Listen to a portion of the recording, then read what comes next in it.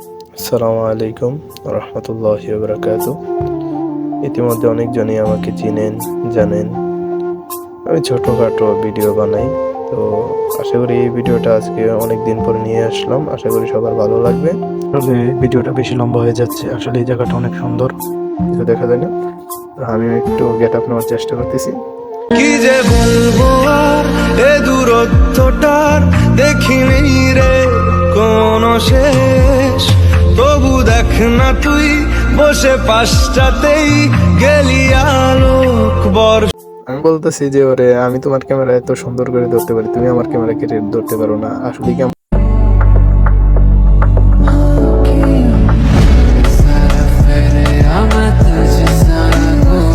বন্ধুকে বানিয়ে দিলাম।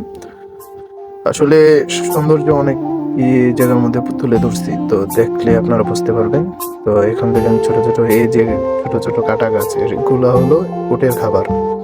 উট এগুলা পেলে অনেক খুশি হয়। ওদেরকে এখানে তো আনা যায় না, ওদের আলাদা। আসলে এই কাটা গাছ উট বেশি খায় আর কি। তো আমার গলা একটু খারাপ, ঠান্ডা লেগে গেছে। তো বাতাসটা খুব, অনেক বাতাস ছিল উপরে, বলার বাহিরে। দেখেন আমরা অনেকটা উঠে গেছি পাহাড়ের মধ্যে। ভাই এই জায়গায় উঠতে উঠতে আমার অনেক, কি বলবো, আমি তো প্রস্তুতি নিয়ে উঠি নাই। তো আমার পেন অনেকটা টাইট, তো উঠতে আমার অনেকই অসুবিধা হয়েছে। তো সাদিককে বললাম, সাদিক তুমি উপরে যাও, আমি পিছিয়ে পিছিয়ে আসতেছি। ইতিমধ্যে সাদিক হলো পুরানো মানুষ, ও আরেকবার উঠছে, তার অভিজ্ঞতাটা একটু বেশি, আমার আবার অভিজ্ঞতা কম। এখন দেখেন আমি অনেকটা উপরে উঠে গেছি। বড় বড় বাড়ি, কত ছোট ছোট লাগতেছে। আমাদের গন্তব্য স্থান অনেক উপরে, আমরা চেষ্টা করব পাহাড়টা পুরোটা ওঠার।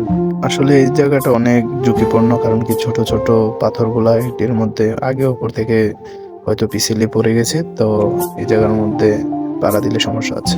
তো দেখেন বড় ভাই আসলে কিভাবে উঠতেছে পাহাড়ের উপরে। আমি তো ভাই অবাক, ওর পিছিয়ে পিছিয়ে আমি উঠতেছি, আমার অনেক কষ্ট হইতেছে। আর ওরা দেখেন ও নিশ্চিন্তে উঠতে যাইতেছে, ওর তো অভিজ্ঞতা বেশি। তো আমরা আসলে এই গন্তব্যে পৌঁছে গেছি। আমরা ভাবছিলাম এখান থেকে হেরাম দেখা যাবে, তো এখন পর্যন্ত হেরাম দেখা যায়নি। তো আমরা নিজ গন্তব্যে পৌঁছে গেছি।